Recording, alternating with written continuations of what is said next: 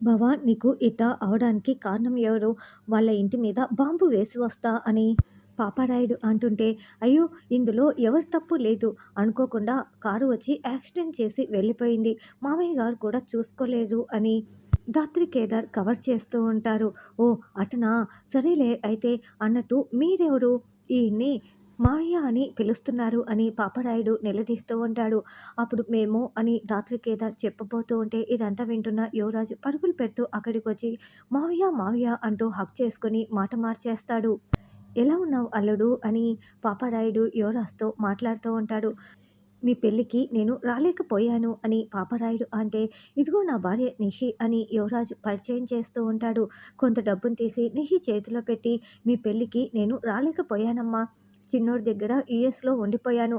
రావడానికి వీలు పడలేదు అని ఆశీర్వదిస్తూ ఉంటాడు. పెళ్ళైన తర్వాత బాగా లావెక్కిపోయావే అని యువరాజుని పాపారాయుడు అంటూ ఉంటే, ఇదిగో నీ కూతురు వండి పెడుతోంది కదా! అందుకే లావెక్కానులే అని యువరాజ్ అంటాడు. అమ్మ కౌశికి నువ్వు బాగానే ఉన్నావు కదా! నీ భర్త నిన్ను బాగా చూసుకుంటున్నాడు కదా! లేదంటే చెప్పు వాడి తాట తీస్తాను. వాడిని కూడా చంపేస్తానని చెప్తుంటే, లేదిప్పుడు మేము బాగానే ఉన్నామని కౌశికి చెప్తుంది. బాబాయ్ ఉండండి టాబ్లెట్లు తీసుకువస్తాను అని కౌశిక్ అంటే, ఏయ్ వైజయంతి ఏంటి బావగారికి టాబ్లెట్లు ఇంకా ఇవ్వలేదా? నువ్వు మర్యాదగా చూసుకోవటం లేదా? లేదంటే నువ్వు నాలో వేరే పాపారాయుడిని చూస్తావు. నువ్వు మంచిగా చూసుకోకపోతే నేనేమైపోతానో నీకు తెలుసు కదా! అని పాపారాయుడు అంటుంటే, బయట ఉండిందిలే ఇప్పుడే లోపలికి వచ్చింది ఇస్తుందిలే అని సుధాకర్ చెప్తాడు. అసలు కౌశికి చూసుకోవాలనా?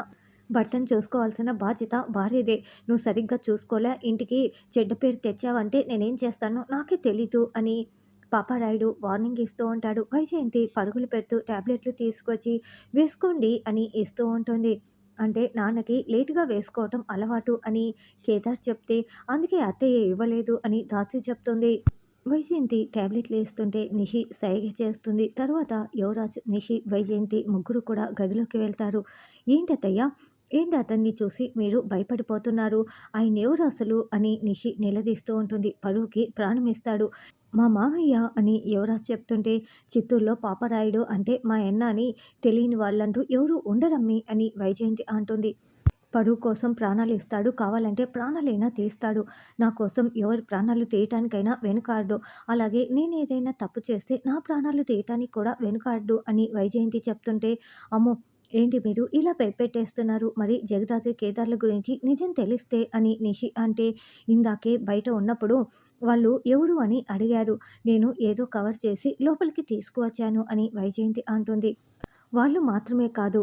శ్రీవల్లి కూడా ఉంది కదా! అని నిషి అంటే, అమ్మో! ఇదొకటి కూడా ఉంది కదా! ముందే ఈయన వస్తాడని తెలిసి ఉంటే ఈ సంతనంతా బయటికి పంపించేసి ఉండేదాన్ని. కానీ ఇప్పుడు ఎలా తప్పించుకోవడం అని వైజయంతి అంటే, భోంచేసి రాత్రికల్లా వెళ్ళిపోతాడు కదా! ఎందుకంటే నాన్నని చూడడానికి మాత్రమే కదా వచ్చింది అని యువరాజ్ అంటాడు. అలాగైతే అప్పటి వరకు మనం ఏదో ఒకటి నిజాలు తెలియకుండా జాగ్రత్త పడాలి అని ముగ్గురు మాట్లాడుకుంటారు. అత్తయ్య గారు ఎందుకో ఆయన్ని చూసి భయపడిపోతున్నారు అని ధాత్రి కేదార్ అనుకుంటూ, ఇంతకీ శ్రీవల్లి ఎక్కడా అని అనుకుంటూ ఉంటారు. అప్పుడే వైజయంతి వచ్చి, శ్రీవల్లి పైనే ఉంది. నేను పని చెప్పాను. ఆ ఎమ్మిని కిందికి తీసుకొచ్చే ప్రోగ్రాంలు ఏమీ పెట్టుకోకండి. ఇది మా అన్నయ్య కోసమే కదా కాఫీ పెట్టావు. ఇలా ఇవ్వు నేను తీసుకువెళ్తాను. మీరు ఇక్కడే ఉండి వంట చేసుకోండి అని వైజయంతి వార్నింగ్ ఇచ్చి వెళ్తుంది. ఇక పాపారాయుడు కాఫీ తాగుతూ చాలా బాగుందని యువరాజ్ భుజంపై చేయి వేసి, ఏంటల్లుడు ప్రాణం ఇవ్వాలి పరువు పోకూడదు నీకన్నీ నా బుద్ధిలే వచ్చాయి మొగోడు అనిపించుకోవాలి అని మాట్లాడుతూ ఉంటే కేదార్ తదేకంగా చూస్తూ ఉంటాడు. ఏంటి కేదార్ ఆ ప్లేస్లో నువ్వు లేవని బాధపడుతున్నావా అని ధాత్రి అంటే, మామయ్య గారు ఒకవేళ నిజం చెప్పి ఉంటే అక్కడ నీకు కూర్చునే అర్హత కూడా వచ్చి ఉండేది. కానీ మామయ్య గారు నిజం చెప్పలేదని ధాత్రి బాధపడుతూ ఉంటుంది. పోనీలే రాత్రి అని ఇద్దరు వంట చేస్తూ ఉంటారు. తర్వాత అందరూ భోంచేస్తూ ఉంటారు. ఏంటి వైజయంతి నువ్వు వంట చేయటం లేదా?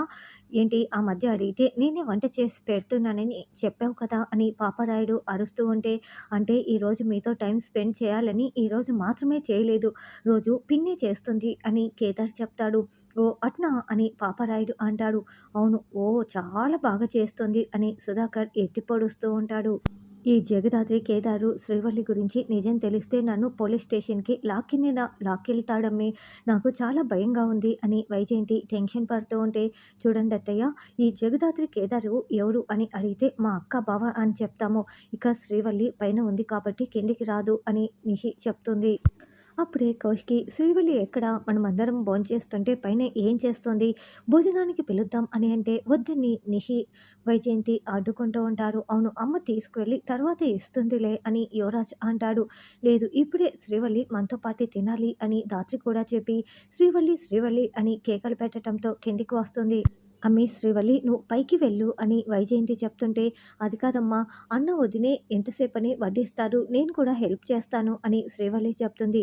అమ్మి, వైజయంతి, ఎవరి శ్రీవల్లి? నిన్ను అమ్మ అని పిలుస్తోంది ఏంటి అని పాపారాయుడు నిలదీస్తూ ఉంటాడు. అయ్యో అత్తయ్య, దొరికిపోయాము అని నిషి కంగారు పడుతూ ఉంటుంది. నిన్నే అడుగుతున్నది, చెప్తావా లేదా అని పాపారాయుడు అడగటంతో పని మనిషి అని నిషిక అబద్ధం చెప్తుంది. నిషి అని దాంతో ధాత్రి గట్టిగా అరుస్తూ ఉంటే, నీకేం తెలీదు, నువ్వు నోరు మూసుకోవే అని నిషి అరుస్తూ ఉంటుంది.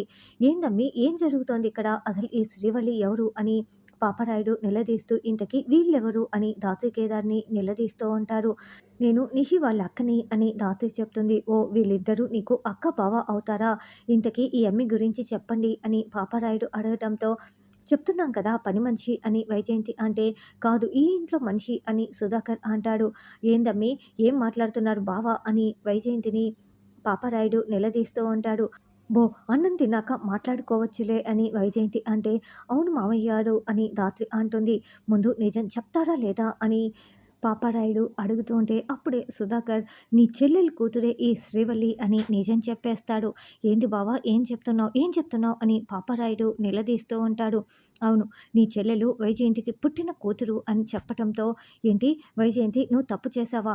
నీకు పుట్టిన కూతురు ఈ శ్రీవల్లియా? నిజం చెప్పు, నిజం ఒప్పుకో, నిజం ఒప్పుకో అని అడుగుతూ ఉంటాడు.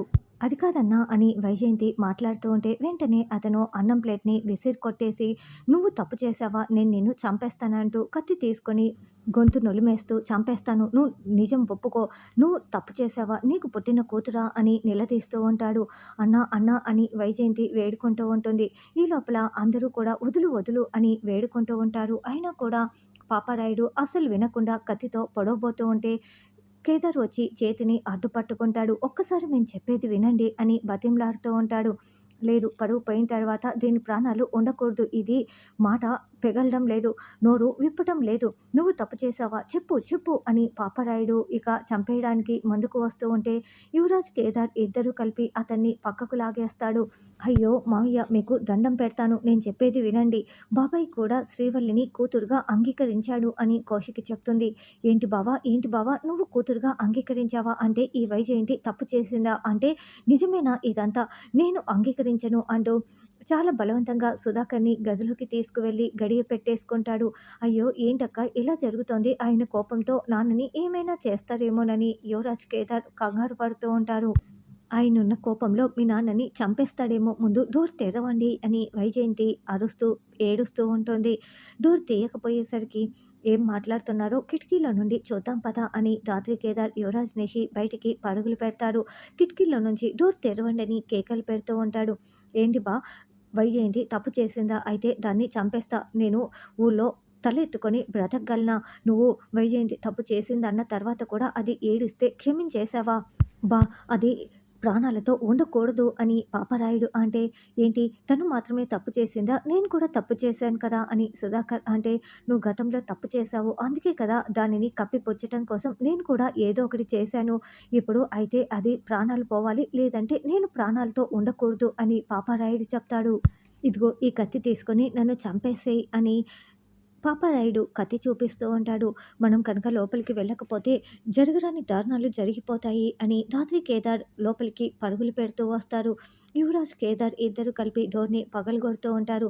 సరే పా, నువ్వు నన్ను చంపలేవు కదా, కాబట్టి నేనే చచ్చిపోతాను. ఎందుకంటే నువ్వు వైజయంతిని చంపరని చెప్పావు కదా, నువ్వు నీ చేతులతో నన్ను చంపలేవు, నేనే చచ్చిపోతాను అని ఆయన కత్తితో పొడుచుకోబోతూ ఉంటే, అప్పుడే యువరాజ్, కేదార్ వచ్చి అడ్డు పట్టుకుంటారు. మేము చెప్పేది వినండి. ఇలా ప్రాణాలు తీసుకోవటం కరెక్ట్ కాదు అని నచ్చచెప్పి అతన్ని బయటికి పంపించేస్తారు. ఇంత పెద్ద ప్రమాదం తప్పింది. అసలు మీ గురించి ఇక నిజం తెలిస్తే ఇక ఆయన ఇంకేం చేస్తాడో అని కౌశికి, రాత్రి కేదార్ బయట నిలబడి మాట్లాడుకుంటూ ఉంటే అప్పుడే పాపారాయుడు అటుగా వెళ్తూ ఇప్పుడు అడుగుతున్నాడు. వీళ్ళు ఈ ఇంటికి ఏమవుతారు చెప్పు, చెప్పు అని పాపారాయుడు వచ్చి నిలదీస్తూ ఉంటాడు. అసలు ఇది మీకు సంబంధం లేని విషయం అని రాత్రి కేదార్ అంటే, ఏంటి నాకు సంబంధం లేని విషయమా? ఇది నాకు చాలా సంబంధం ఉన్న విషయం. నిన్ను చంపి నిజం తెలుసుకోనా? లేకుంటే నిజం తెలుసుకొని చంపనా? అని కేదార్ కాలర్ పట్టుకొని పాపారాయుడు నిలదీస్తూ ఉంటే, కేదార్ ఈ ఇంటి వారసుడు అని రాత్రి నిజం చెప్పేస్తుంది. అంటే నువ్వు ఆ సుహాసిన్ కొడుకువా? నీకు ఎంత ధైర్యం ఈ ఇంట్లో ఉండటానికి, ఈ ఇంటికి రావటానికి? ఇదంతా ఆ పెద్ద మనిషితోనే తేల్చుకోవాలి అని మళ్ళీ పాపారాయుడు సుధాకర్‌పై కోపం చూపిస్తూ ఉంటాడు.